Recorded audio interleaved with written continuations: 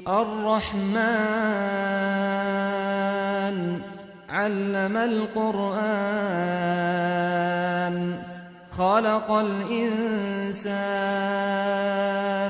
علمه البيان الشمس والقمر بحسبان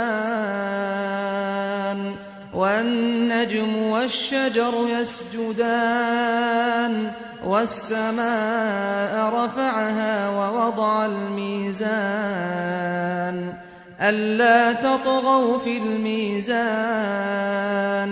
وأقيموا الوزن بالقسط ولا تخسروا الميزان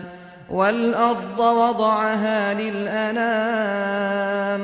فيها فاكهة والنخل ذات الأكمام والحب ذو العصف والريحان